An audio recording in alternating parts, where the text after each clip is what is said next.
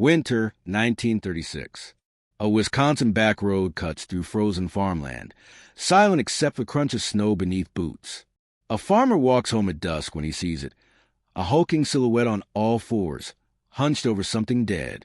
It turns. Yellow eyes catch the last light. Then it stands. Not like a bear, not like a man. Something between. The farmer runs. He doesn't stop until his door is bolted. He tells no one for weeks. But he's not the first. And he won't be the last. For over a century, the roads around Elkhorn, Wisconsin, have harbored a secret, a creature that defies explanation, a legend that refuses to die. They call it the Beast of Bray Road. And its story begins not with folklore, but with farmers, blood, and something prowling in the dark. The year is 1936, though some say the sightings began earlier. Whispers pass between families who worked the land, who knew the woods, who understood that some things are better left unspoken. Walworth County, Wisconsin, is a patchwork of dairy farms, dense forests, and winding dirt roads that disappear into the trees. It's a place where neighbors are miles apart and night falls heavy. The kind of place where a scream might never be heard. Mark Shackleman is driving home late one November night when his car stalls on Bray Road, a narrow stretch of asphalt bordered by cornfields and shadow. He steps out, flashlight in hand, and hears it, a low, guttural growl that seems to rise from the earth itself. He swings the beam toward the sound. What he sees stops his breath. A creature, massive and furred, crouched low near the tree line. Its eyes reflect the light, glowing like embers. It's watching him. Shackleman stumbles back, fumbling for his car door. The creature doesn't charge. It just stares as if deciding. Then it turns and vanishes into the darkness. He drives away with shaking hands and never speaks of it again, not for years. But he isn't alone. In 1972, a young woman named Joan is driving the same stretch of road when something leaps in front of her car. She slams the brakes. The thing is enormous, covered in coarse brown fur, with a snout like a wolf but body too large, too human in its posture. It moves on two legs. It doesn't run away. It stares at her through the windshield, breathing fog against the glass. Joan screams, floors the gas pedal, and fishtails down the road. She reports it to local police, who dismiss it as a bear. But Joan knows what she saw, and she knows it wasn't a bear. The sightings begin to multiply. Farmers find livestock mutilated, throats torn, bodies drained, cattle and chickens slaughtered in ways that don't match coyotes or wolves. Fences are torn apart. Barn doors are scratched with claw marks too wide, too deep, and always the same detail. Tracks. Large, canine prints pressed into mud and snow, but with something wrong about them. The spacing, the depth, the stride. They're not quite dog, not quite human. Something else. In 1989, a woman named Lorianne Drizzy is driving along Bray Road late at night when she sees a figure crouched on the roadside. At first, she thinks it's a person kneeling, but as she slows, she realizes the truth. It's an animal, or it was. It's covered in dark, shaggy fur, with a broad back and muscular limbs. But it's holding something in its front paws, like hands. Its snout is long and pointed, and when it turns its head, she sees the intelligence in its eyes. It doesn't flee. It watches her pass. Lorianne reports the sighting to the authorities. She describes the creature in detail, and for the first time, someone listens. Linda Godfrey, a local journalist, hears the story. She's skeptical at first, but intrigued. She begins investigating, talking to locals, combing through old reports. What she uncovers is staggering. Dozens of sightings spanning decades. Witnesses from different towns, different generations, all describing the same thing. A wolf-like creature that walks upright. A beast that appears and vanishes without explanation. Godfrey publishes her findings. The story spreads. And suddenly, Bray Road becomes infamous. But fame doesn't bring answers. It brings more questions. Cryptozoologists arrive, armed with cameras and theories. Skeptics dismiss the sightings as mass hysteria, misidentified animals, or hoaxes. But the witnesses are farmers, drivers, everyday people with nothing to gain from lying. They describe the creature with eerie consistency. The size, over 6 feet tall when standing. The fur, dark gray or brown, coarse and matted. The eyes, yellow or amber, glowing in the dark. The posture, bipedal, but hunched, as if it could drop to all fours at any moment. And the smell, an overpowering stench of rot and wet fur that lingers long after the creature is gone. Some believe it's a werewolf. Others say it's a surviving member of a prehistoric species, a dire wolf or a bear-dog hybrid thought extinct. A few suggest it's interdimensional, a creature that slips between realities. But no theory explains everything. No evidence confirms anything. The legend grows. Tourists flock to Bray Road, hoping for a glimpse. Local businesses capitalize on the mystery. T-shirts, souvenirs, guided tours. But the locals who've seen it don't joke. They lock their doors at night. They avoid the back roads. They know the beast is real, and it's still out there. The encounters don't stop. In fact, they intensify. In the early 1990s, a postal worker named Scott Bray delivers mail along rural routes near Elkhorn.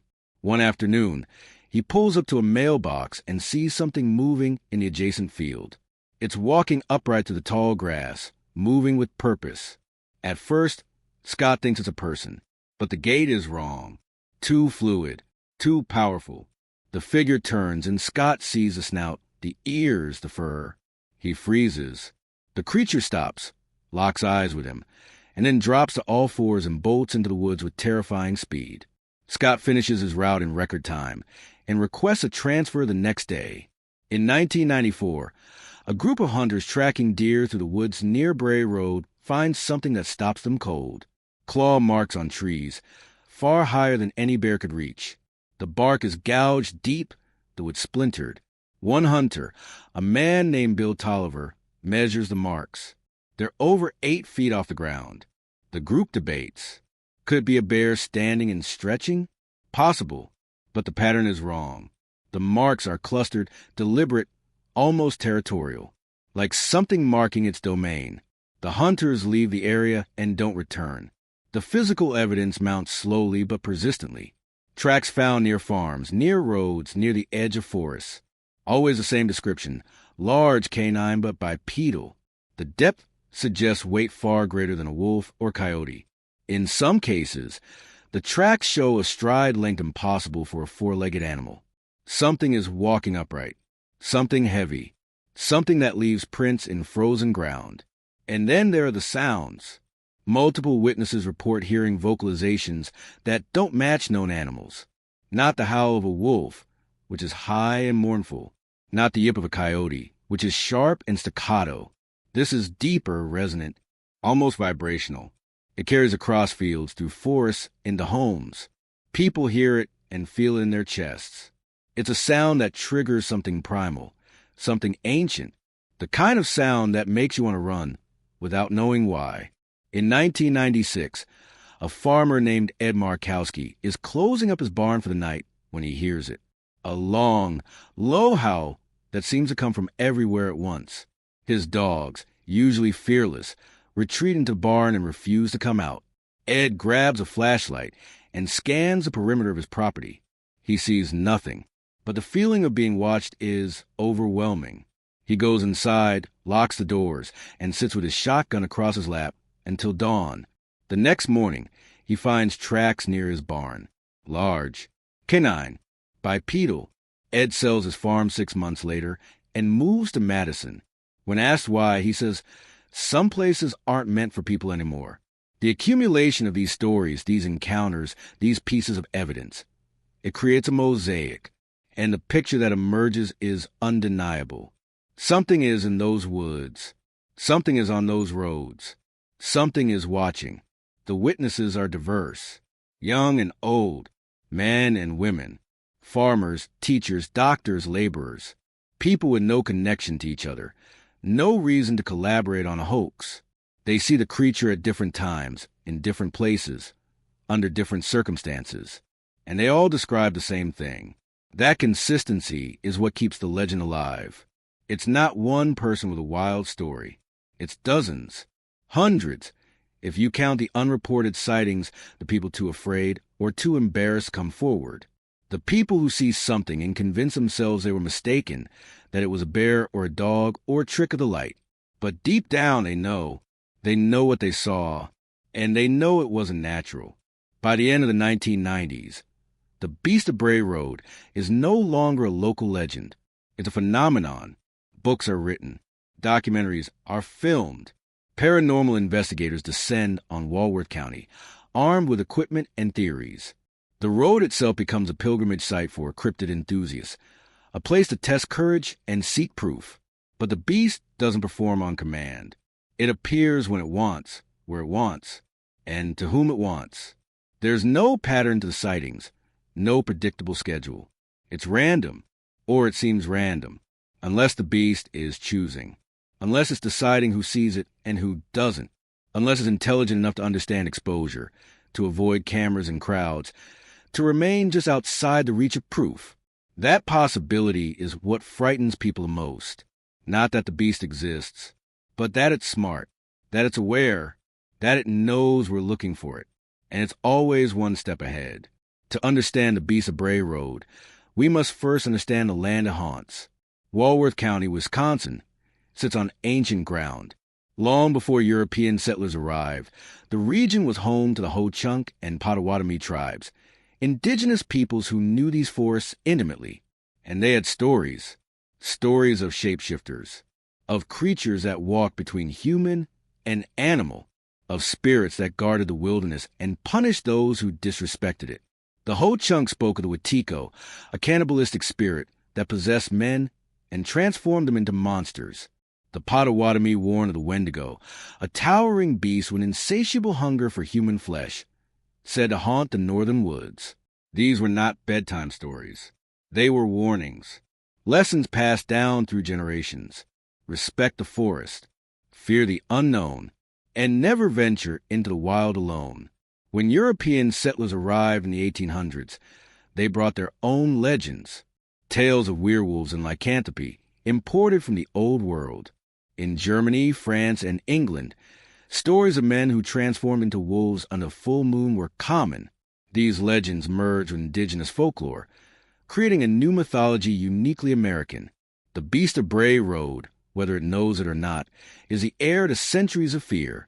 But there's more to the history than folklore.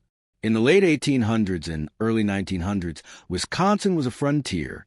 Dense forests covered much of the state, and wolves were common. Farmers fought constant battles with predators. Wolves killed livestock, raided chicken coops, and terrorized rural communities. Bounty hunters were hired to exterminate them. By the 1950s, gray wolves were nearly extinct in Wisconsin. But what if something else survived? What if, hidden in the deepest woods, a different species endured, a larger, more intelligent predator that learned to avoid humans, to hunt only at night, to move unseen? Some researchers point to the dire wolf, a prehistoric canine that once roamed North America. Larger and more powerful than modern wolves, dire wolves went extinct around 10,000 years ago. Or did they? Cryptozoologists argue that small populations could have survived in isolated regions, evolving, adapting. If true, the Beast of Bray Road could be a living relic, a species thought lost to time. Others suggest a hybrid. In the early 1900s, there were reports of wolf-dog crossbreeds in rural Wisconsin. Farmers sometimes bred large dogs with wolves to create guard animals.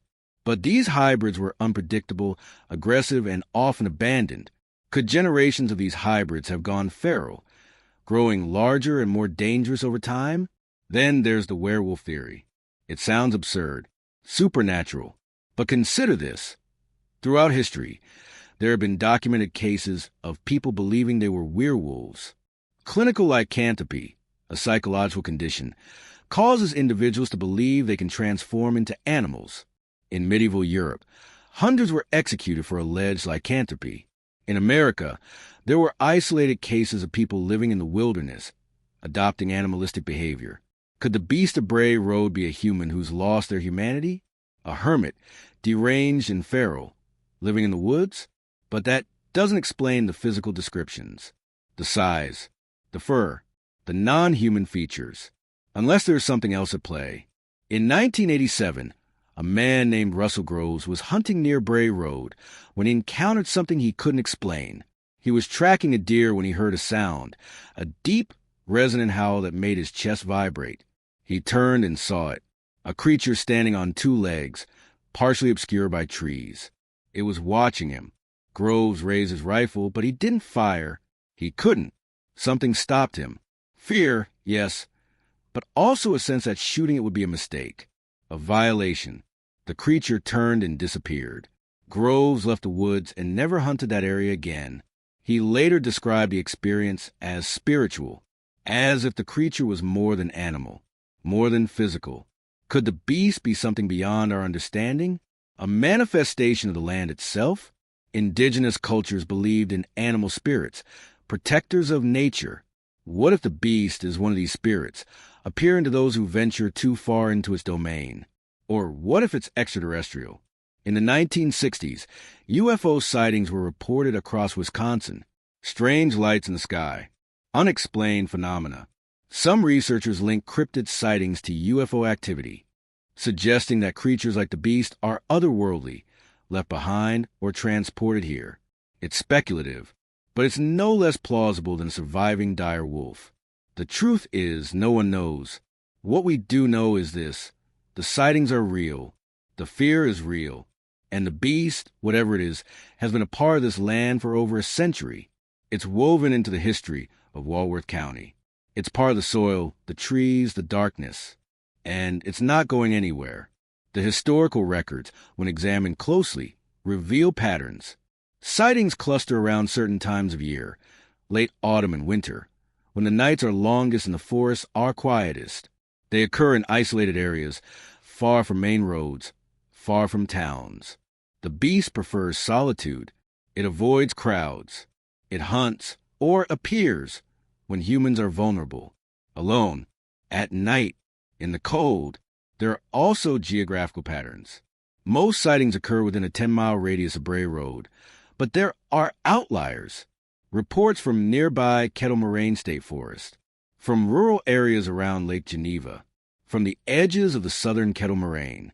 These locations share characteristics: dense forest, low population density, abundant wildlife.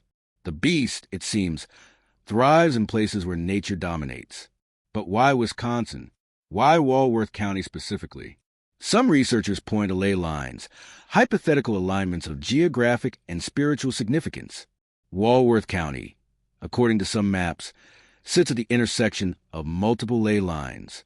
These intersections are believed to be places of power, where the veil between worlds is thin. Skeptics dismiss this as pseudoscience. Believers see it as explanation. The beast appears because the land itself allows it, because the energy here is different. Others point to more practical factors. Wisconsin's forests were logged extensively in the 19th and early 20th centuries, but portions of Walworth County remained relatively untouched. These old-growth forests could harbor species thought extinct. The limestone bedrock beneath the region creates caves and caverns, natural hiding places for a creature that wishes to remain unseen. The landscape, in other words, is perfect for a cryptid. There's also the human factor. Wisconsin has a long history of embracing the strange. The state is home to numerous legends: Hodag, the Rhinelander monster, UFO sightings, haunted locations. There's a cultural openness to the unexplained, a willingness to believe in mysteries. This doesn't mean the sightings are fabricated, but it does mean that witnesses might be more likely to report what they see, rather than dismissing it. And then there's the question of migration. What if the beast isn't native to Wisconsin? What if it migrated from elsewhere, from Canada, from the northern forests, from regions where large predators still roam? Gray wolves have been known to travel hundreds of miles in search of territory. If the beast is a species of large canine, it could have wandered into Wisconsin and established a range. The sightings in this scenario represent encounters with a transient population, creatures passing through or settling in. But migration doesn't explain the consistency of the sightings. If the beasts were transient, the descriptions would vary. Different animals, different ages, different sizes. Instead, witnesses describe the same creature. The same size, the same features, the same behavior. Either the beast is remarkably consistent across generations, or we're dealing with a small, stable population, a family, a pack, a colony. The idea of multiple beasts is both comforting and terrifying. Comforting because it suggests a natural explanation, a species, rare but real, living in the shadows. Terrifying because it means there's more than one. It means they could be breeding. It means the encounters we know about might be a fraction of the total. For every sighting reported, how many go unreported? For every person who sees a beast, how many see nothing but feel watched? The historical context also includes a human response. Throughout the 20th century, attitudes toward the beast have shifted. In the early decades, it was dismissed, a curiosity, a tale told by farmers who'd had too much to drink. By mid-century, it was a local legend, known but not taken seriously. By the 1980s and 90s, it became a phenomenon. Media attention, investigative journalism, books, documentaries. The beast entered popular culture. And with that came skepticism, scrutiny, and commercialization. The legend now serves multiple purposes. It's a tourist attraction, boosting local economies. It's a source of identity, a point of pride for residents who embrace the mystery. It's a cautionary tale, keeping children from wandering too far. And for some, it remains what it's always been, a real, terrifying presence. The history of the Beast of Bray Road is not just a history of sightings. It's a history of human interaction with the unknown. It's about how we respond to fear, to mystery, to things that don't fit our understanding of the world. And that history is still being written. Evidence, the cornerstone of belief. Without it, the Beast of Bray Road is nothing more than a campfire story. But with it, the legend becomes something tangible, something worth investigating. Linda Godfrey is the name most associated with the beast. As a journalist of the week, a local newspaper, Godfrey was assigned to cover the rash of sightings in the late 1980s. What began as a light-hearted assignment became an obsession. Godfrey interviewed dozens of witnesses, collected reports, and documented patterns. She published her findings in a series of articles that drew national attention. Later, she wrote books on the subject, including The Beast of Bray Road, Tailing Wisconsin's Werewolf and Hunting the American Werewolf. Godfrey's work is meticulous, skeptical, and respectful. She doesn't claim to have all the answers, but she believes the witnesses, and she believes something is out there. The evidence falls into several categories. First, eyewitness testimony. Over 50 documented sightings since the 1930s, with consistent descriptions. The creature is described as bipedal, 5 to 7 feet tall when standing, covered in dark fur, with a wolf-like snout, pointed ears, and glowing eyes. Witnesses describe it as muscular, fast, and intelligent. Many report a feeling of being watched before seeing the creature. Others describe a foul odor, like decay or wet animal. The consistency across decades and demographics is striking. These are not people seeking fame. They're farmers, teachers, drivers, ordinary people frightened by what they saw. Second, physical evidence. Tracks have been found near sighting locations. Large canine prints, but with abnormalities. The stride length suggests a bipedal gait. The depth indicates significant weight. In some cases, claw marks have been found on trees, fences, and vehicles. Scratches too high for a normal wolf or dog. In 1992, a farmer reported finding a mutilated calf with injuries consistent with a large predator. The carcass was torn apart with precision, the throat ripped out. Local wildlife officials attributed it to coyotes, but the farmer disagreed. Coyotes don't hunt like that. Third, photographs and video. This is where the evidence becomes murky. Despite decades of sightings, there is no clear photographic evidence of the beast. A few grainy images exist, blurry shapes in the distance, shadows near tree lines. In 2006, a deer cam captured an image of a large, dark figure standing upright in the woods. The image is unclear but suggestive. Skeptics argue it's a bear. Believers say the posture is wrong. Bears don't stand like that. In 2013, a group of paranormal investigators spent several nights on Bray Road using thermal cameras, motion sensors, and audio recorders. They captured unusual sounds, howls that didn't match known animals, vocalizations that seemed almost human. One thermal image showed a large heat signature moving through the trees on two legs. The footage was analyzed by wildlife experts. The consensus: inconclusive. It could be a person, it could be a bear, or it could be something else. Then there are the hoaxes. In the early 2000s, a local teenager admitted to dressing in a costume and scaring drivers on Bray Road. He was caught, fined, and the incident was dismissed as a prank.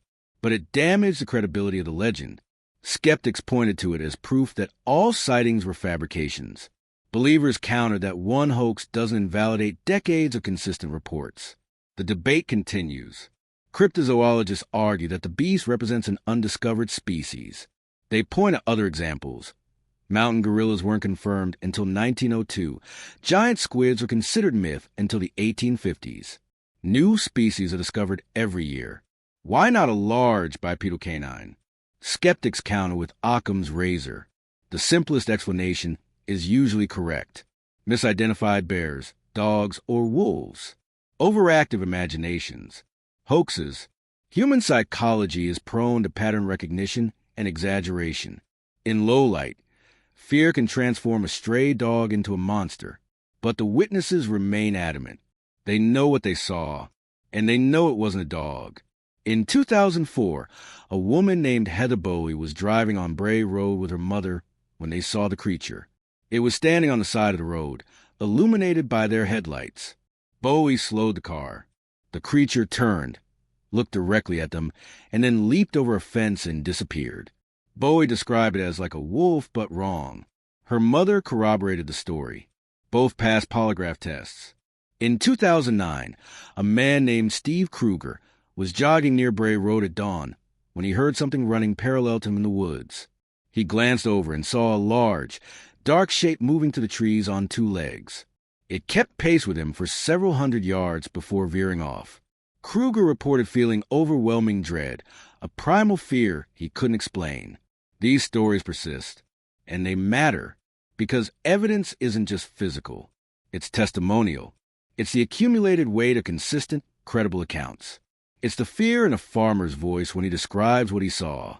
It's the way a woman's hands shake when she recounts the glowing eyes staring at her through the windshield. The Beast of Bray Road may not have been captured on camera. It may not have left DNA behind, but it has left something far more powerful: belief. And belief, in the absence of proof, is its own kind of evidence. The investigation into the beast has attracted professionals from various fields. Wildlife biologists have examined the tracks and found them anomalous. The size and depth suggest an animal weighing between 300 and 400 pounds, far heavier than any known wolf or coyote. The stride pattern indicates bipedal locomotion, which is rare in mammals. Bears can walk upright briefly, but not for extended distances. The tracks don't match. Forensic analysts have studied the claw marks found on trees and structures. The depth and pattern suggest claws at least 3 inches long, with significant force behind them. The marks are consistent with territorial behavior, animals marking their range. But the height of the marks is unusual. Most predators mark at shoulder height. These marks are often 7 to 8 feet off the ground, suggesting a creature of considerable size.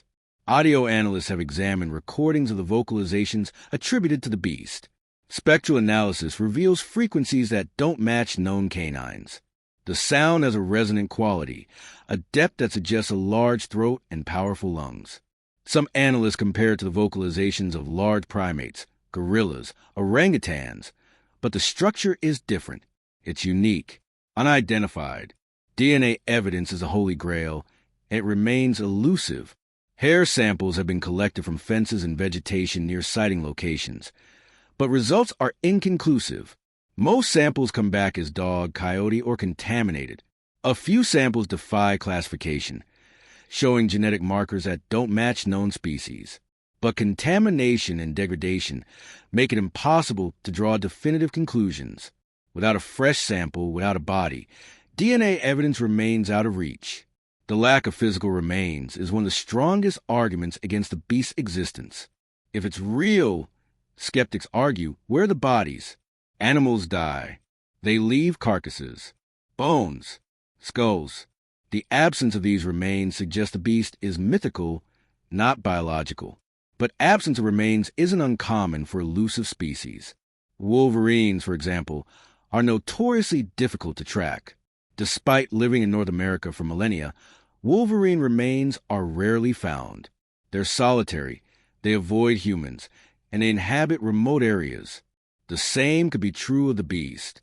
If it's intelligent, if it's wary, if it avoids human contact, then finding remains will be nearly impossible. There's also the possibility that remains have been found but misidentified. A large canine skull, weathered and incomplete, might be dismissed as a wolf or coyote. Without context, without comparison, it would be easy to overlook. How many cryptid remains sit in museum basements, labeled and forgotten, because no one thought to look closer? The investigators who pursue the beast are a diverse group. Some are scientists, trained in biology and ecology, approaching the mystery with skepticism and rigor. Others are cryptozoologists, enthusiasts who believe in the possibility of undiscovered species. Still others are paranormal researchers, convinced the beast is supernatural. Each group brings different tools, different methods, different biases. What unites them is a commitment to finding the truth, to answering the question, is the Beast of Bray Road real? And after decades of investigation, the answer remains, we don't know, but the search continues. For every believer, there's a skeptic. And in the case of the Beast of Bray Road, skeptics have no shortage of explanations. The most common theory, misidentification. Wisconsin is home to black bears, and bears are frequently mistaken for bipedal creatures when they stand on their hind legs. In low light, at a distance, a bear could easily be mistaken for something more sinister. Bears also raid farms, kill livestock, and leave large tracks. The pieces fit, except they don't. Not entirely. Bears don't run on two legs. They stand briefly, then drop to all fours. Witnesses described the beast moving bipedally for extended distances, running upright through fields and across roads. Bears can't do that. Their anatomy doesn't allow it. Additionally, bears don't have the elongated snouts described by witnesses, and they don't have glowing eyes. Animal eyes reflect light, due to the tapetum lucidum, a layer of tissue behind the retina. But the color and intensity described by beast witnesses, amber, yellow, almost luminescent, don't match bear eye shine. Then there's the dog theory. Large breeds, German shepherds, malamutes, even wolves, could be mistaken for something more monstrous in the dark. But again, the details don't align. Dogs and wolves don't walk upright. They don't have the mass described by witnesses. And they don't inspire the level of terror reported. A stray dog is startling. The beast is paralyzing. Some skeptics suggest mass hysteria.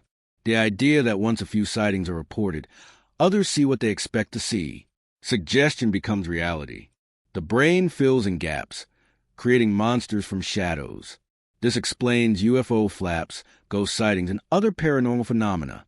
But mass hysteria typically occurs in concentrated, short-term events, a few weeks, a few months.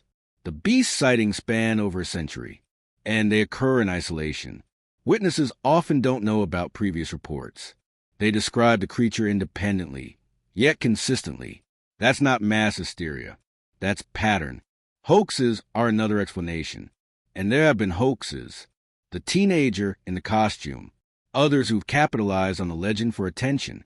But hoaxes don't explain sightings from the 1930s, before the legend existed. They don't explain the physical evidence, tracks, claw marks, mutilated livestock. And they don't explain the psychological impact on witnesses. People who've seen the beast aren't excited. They're traumatized. They don't seek publicity. Many refuse to speak publicly, fearing ridicule. That's not the behavior of hoaxers. Then there's the psychological angle. Pareidolia, the tendency to see patterns, especially faces and figures, in random stimuli. Humans are wired to detect threats, and in low light, the brain can interpret shadows, tree stumps, or rocks as predators. This explains some sightings. But not all. Not the ones where creature moves, makes sounds, or interacts with the environment. Some skeptics invoke the power of folklore. They argue that the legend of the beast is a modern retelling of ancient myths, werewolves, wendigos, shapeshifters. These stories are embedded in our culture. When people see something unexplained, they interpret it through the lens of mythology. The beast isn't real. It's a projection, a cultural construct. But mythology doesn't leave tracks. It doesn't kill livestock. It doesn't stare at you from the roadside with eyes that glow. In 1999, a biologist named Dr. Samuel Hendricks investigated the beast sightings as part of a broader study on cryptids. Hendricks concluded that the sightings were a combination of misidentified wildlife and psychological factors. He cited the lack of physical evidence: no bones, no fur samples, no DNA. He argued that if the beast were real, someone would have hit it with a car, shot it, or found a carcass. The absence of such evidence, he claimed, was proof of absence. But absence of evidence isn't evidence of absence. Animals are elusive. Wolverines, once thought extinct in certain regions, have been rediscovered. Mountain lions, declared extirpated from the eastern U.S., are now confirmed in multiple states. Nature is full of surprises. And the beast, if it exists, is clearly intelligent. It avoids confrontation. It appears at night. It stays on the periphery. It's not trying to be found. In 2007, a team of zoologists used trail cameras in the areas around Bray Road, hoping to capture evidence. Over 6 months, they recorded thousands of images: deer, raccoons, coyotes, even a few bears. But no beast. Skeptics pointed to this as proof. Believers argued the beast was simply too smart to be caught on camera. The debate reached a peak in 2012 when a documentary crew investigated the legend. They interviewed witnesses, examined evidence, and conducted nighttime expeditions. They left with more questions than answers. One crew member, a seasoned wildlife tracker, admitted he couldn't explain some of the tracks they found. They look canine, he said, but the spacing is off. The depth is inconsistent. If I didn't know better, I'd say something was walking on 2 legs. But that's impossible, isn't it? The skeptics have one more card to play: the economic motive. Bray Road is a tourist attraction now. Local businesses profit from the legend. There's incentive to keep the myth alive. Souvenirs, tours, media attention, money. But this argument falls apart under scrutiny. The sightings predate the commercialization by decades. The witnesses aren't profiting. Most are reluctant, not fame-hungry. And the people who live on Bray Road, the farmers, the families, they don't want the attention. They want to be left alone. So what's left? Skeptics have explanations for individual elements. But no single theory accounts for everything. The consistency, the fear, the physical evidence, the duration of the sightings. When you eliminate the impossible, what remains, however improbable, must be the truth. And the truth is, no one knows. But something is out there. Something that walks the line between animal and myth. Something that watches from the darkness. Something that refuses to be explained away. The scientific community remains divided. Some researchers dismiss the beast entirely, citing lack of evidence and the prevalence of misidentification. Others remain open to the possibility, acknowledging that our understanding of wildlife is incomplete. A few have gone on record stating that the consistency of reports warrants serious investigation, that dismissing the phenomenon outright is unscientific. Dr. Elena Rodriguez, a zoologist specializing in carnivore behavior, reviewed the beast sightings in 2015. Her conclusion was measured. The reports are too consistent to dismiss entirely. While many can be explained as misidentifications, a subset of sightings describes behavior and physical characteristics that don't match known species. This doesn't prove the existence of an unknown animal, but it does suggest we should remain open-minded. Other scientists are less generous. Dr. Marcus Whalen, a wildlife biologist, states, "Extraordinary claims require extraordinary evidence. The Beast of Bray Road has neither physical specimens nor clear photographic evidence. Until that changes, it remains in the realm of folklore, not zoology." The divide between believers and skeptics isn't just about evidence. It's about worldview. Skeptics operate from a position of known science, of documented species, of the principle that reality is limited to what can be measured and verified. Believers operate from a position of possibility, of the unknown, of the idea that reality is larger than our current understanding. Both positions are valid. Both have merit, and the Beast of Bray Road exists in the space between them. The counter-theories offered by skeptics are rational, logical, grounded in known phenomena, but they require ignoring or explaining away significant portions of the witness testimony. They require dismissing the fear, the consistency, the physical evidence. They require believing that dozens of people, across generations, are all mistaken or lying. And that requires a leap of faith as great as believing in the beast itself. The Beast of Bray Road didn't fade with the 20th century. If anything, sightings intensified. The legend entered the digital age, spreading across the internet, attracting investigators, skeptics, and thrill seekers. But for the people who live near Bray Road, the beast isn't entertainment. It's a presence, a threat, a mystery that refuses to be solved. In 2003, a high school student named Jacob Hartman was driving home from a late-night shift at a local diner. It was after midnight, and Bray Road was empty. He rounded a curve and saw something standing in the middle of the road. He slammed the brakes, skidding to a stop. The creature turned slowly, its eyes catching the headlights. Hartman described it as massive, at least 7 feet tall when standing. Its fur was dark and matted, its snout elongated, its ears pointed. It didn't move. It just stared. Hartman honked the horn. The creature didn't flinch. He honked again, longer, panic rising. Finally, the beast turned and loped into the cornfield on the side of the road. Hartman drove home, trembling. He told his parents. They didn't believe him. But the next morning, they found claw marks on the hood of his car. Long, deep scratches in the paint. Something had touched the car. Something with claws. In 2006, a couple was driving through the area when they saw a large animal on the side of the road. At first, they thought it was a deer. But as they passed, the creature stood on 2 legs and watched them. The wife screamed. The husband accelerated. They didn't report it immediately, fearing ridicule. But a year later, after reading about other sightings, they came forward. Their description matched dozens of others. In 2010, a farmer named Dale Kensington woke to the sound of his livestock in distress. He grabbed a shotgun and ran outside.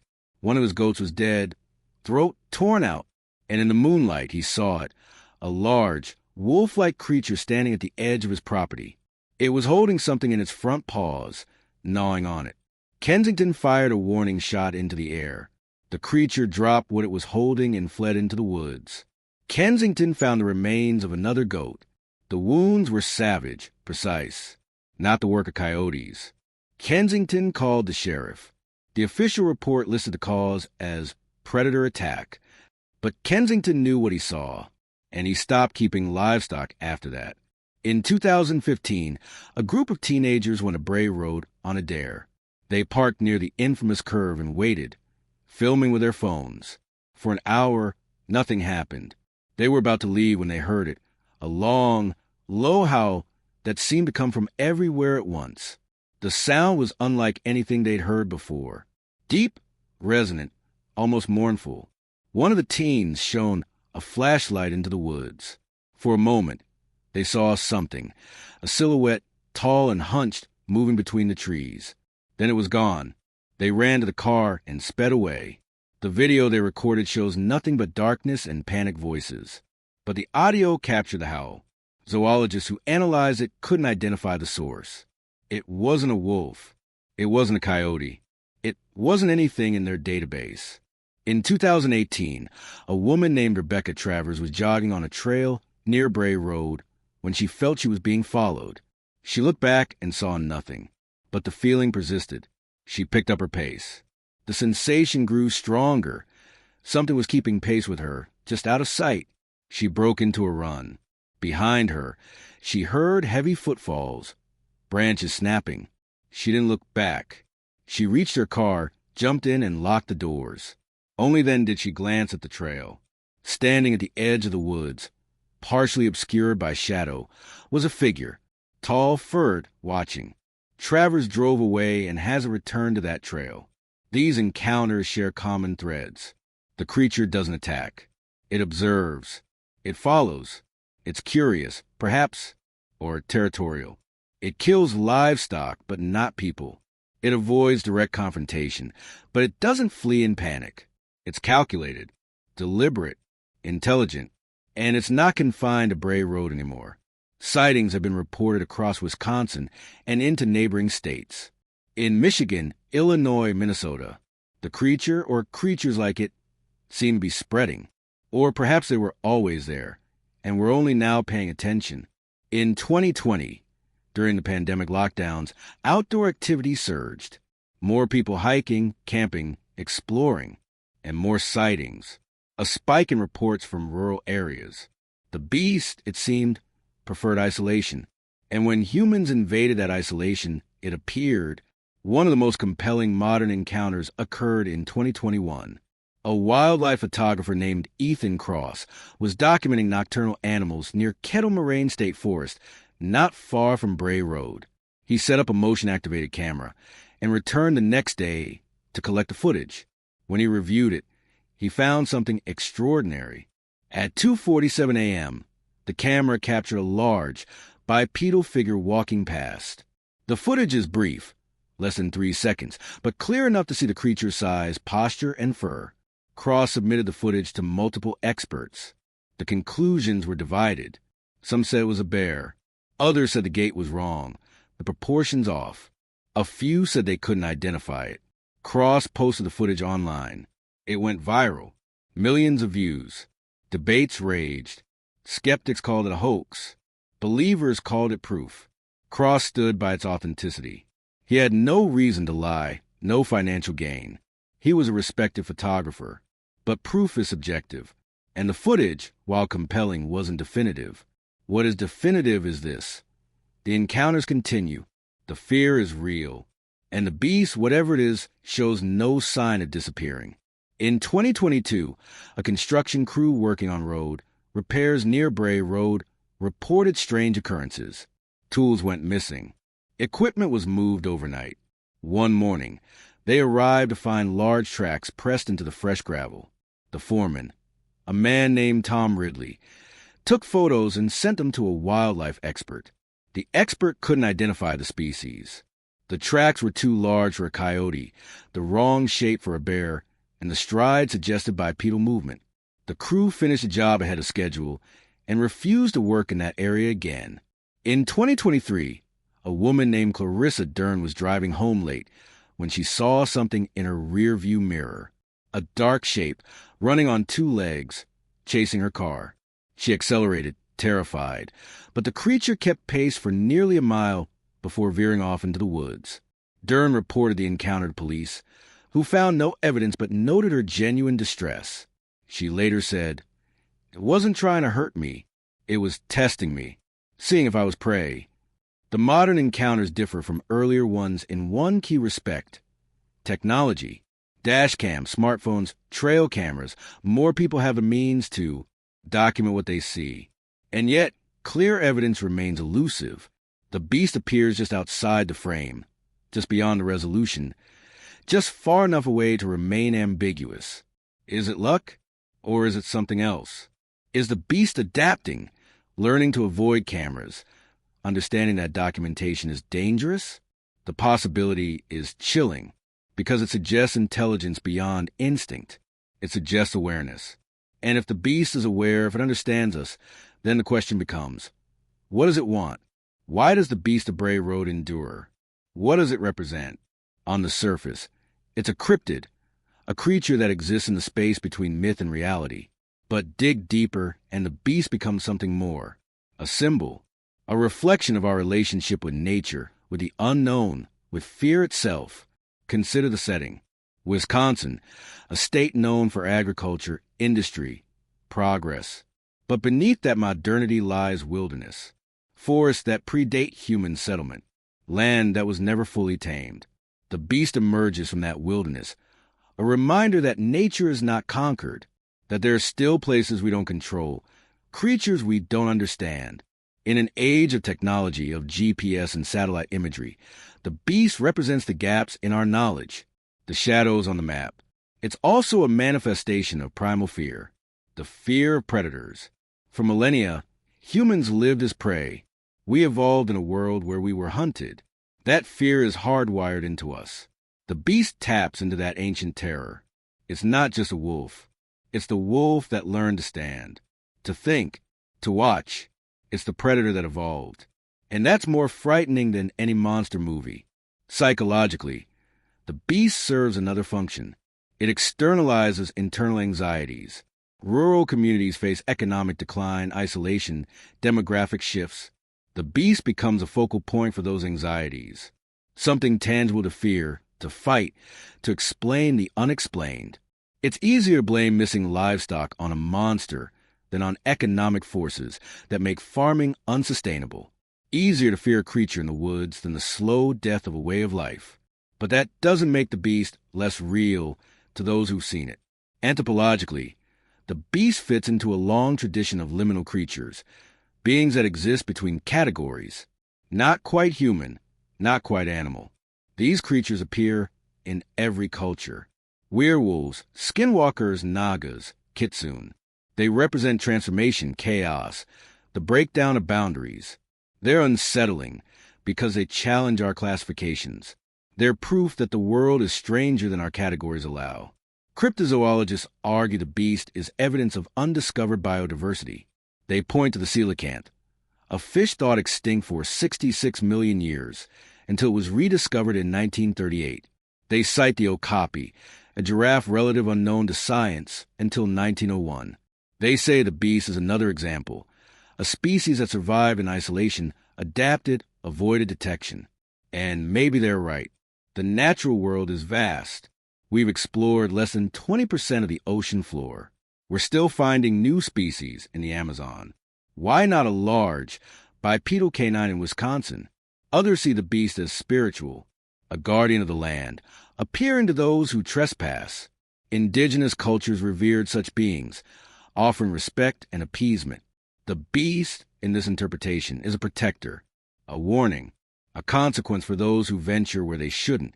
Then there's the paranormal angle. Some believe the beast is interdimensional, slipping between realities. This explains why it's never captured, never leaves definitive evidence. It's not bound by our physical laws. It appears, terrifies, and vanishes. This theory is speculative, bordering on science fiction. But in the absence of proof, speculation is all we have. What's undeniable is the impact. The beast has shaped the culture of Walworth County. It's a source of pride, fear, and identity. It's inspired books, documentaries, festivals. It's put Bray Road on the map. But for those who encountered it, the beast is more than folklore. It's a memory that doesn't fade, a presence that lingers, a question without an answer. And perhaps that's the point. We live in an age of information, of instant answers. Google can solve almost any question, but the beast resists easy answers. It forces us to sit with uncertainty, to accept that some mysteries remain unsolved. And maybe in a world that's increasingly explained, cataloged, and controlled, we need mysteries. We need places where the map says, "Here be dragons." We need creatures that remind us the world is still wild. The Beast of Bray Road is more than a cryptid. It's a symbol of the unknown, a challenge to our certainty, a reminder that nature is not a backdrop.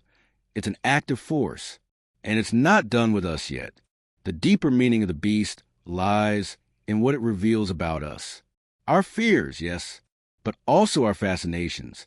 We're drawn to the unknown, to the edge of the map, to the stories that can't be fully explained. The beast offers that. It offers mystery in an age where mystery is scarce. It also offers a connection to something ancient. In our modern world, we're disconnected from nature. We live in cities, work in offices, order food with apps. The beast forces us to remember that nature is real, powerful, and indifferent to our technology. It's a humbling reminder of our place in the ecosystem. For some, the beast is a spiritual experience, an encounter with something beyond the physical. These witnesses describe a sense of awe, of terror, of transcendence.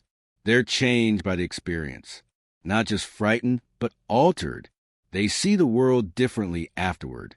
They understand that reality is larger than they thought.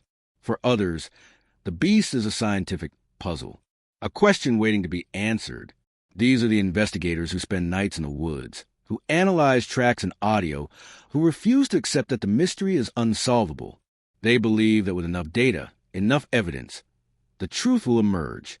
Both perspectives are valid. Both contribute to the legend. And the legend itself has become part of the ecosystem. It shapes behavior. People avoid certain roads at night. They lock their doors. They tell their children to stay close. The beast, real or not, has an effect. It influences the culture, the landscape, the psychology of the region. In that sense, the beast is real, not as a biological entity, but as a cultural force. It exists in the collective consciousness of Walworth County.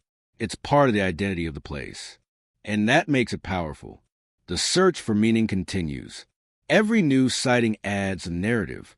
Every investigation brings new questions. The beast evolves, not just as a creature, but as a concept.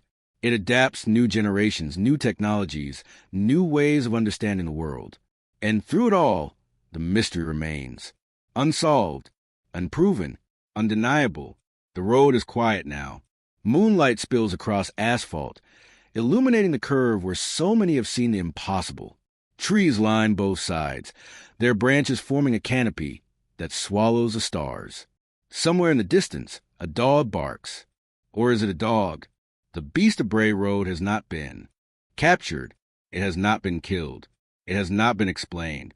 And perhaps it never will be. Because some things are meant to remain in shadow. Some mysteries are meant to endure. The beast is one of them. For over a century, it has walked this land. It has terrorized farmers, haunted travelers, and defied investigators. It has survived skeptics and believers alike. It has become legend, and legends, once born, are nearly impossible to kill. What is the beast? A surviving dire wolf? A feral hybrid? A supernatural entity?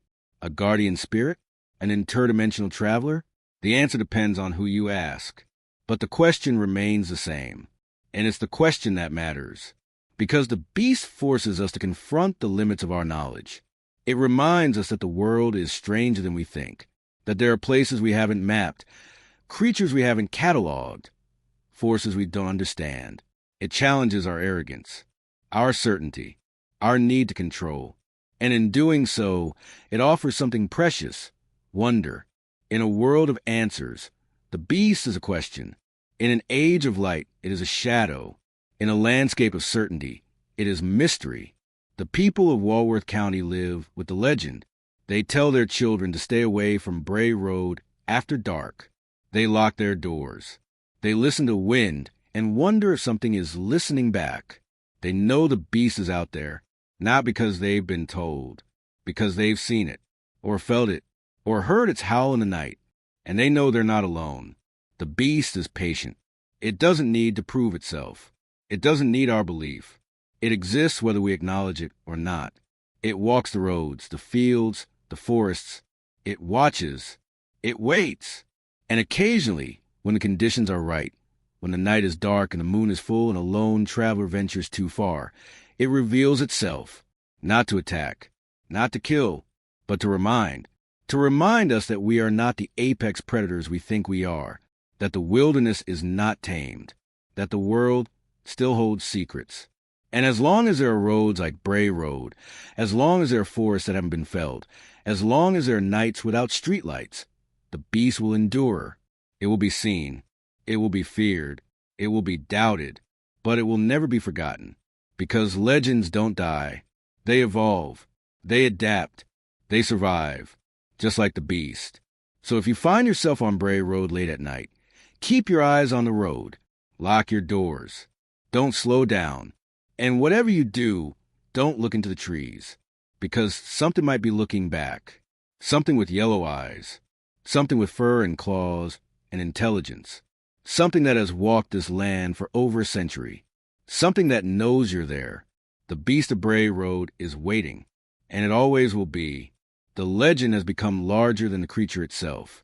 It's woven into the fabric of community, passed down through generations like a family heirloom. Grandparents tell grandchildren. Locals whisper to newcomers. And the story grows, morphs, adapts with each telling. But beneath the embellishments, beneath the exaggerations, there's a core of truth. Something happened on Bray Road. something continues to happen. Whether it's a flesh and blood animal or something more ephemeral, the encounters are real. The fear is real. The mystery is real. And that reality is what keeps the legend alive. Because in the end, the Beast of Bray Road isn't just about a creature. It's about us. It's about our need for mystery in an age of certainty. Our desire for wildness in a world of control. Our longing for something that can't be explained by science or logic or reason. The Beast gives us that. It gives us a story that refuses to end. A mystery that refuses to be solved. A presence that refuses to disappear. And maybe that's enough. Maybe the Beast doesn't need to be caught or proven or understood. Maybe it just needs to exist out there in the darkness, reminding us that the world is still full of wonders and terrors we haven't yet imagined. The road curves ahead, disappearing into shadow. The trees lean in, their branches reaching like fingers. The moon hangs low, casting everything in silver and black. And somewhere just beyond the edge of sight, something moves. It's watching, always watching. The Beast of Bray Road, forever lurking, forever waiting, forever unknowable. And the legend lives on,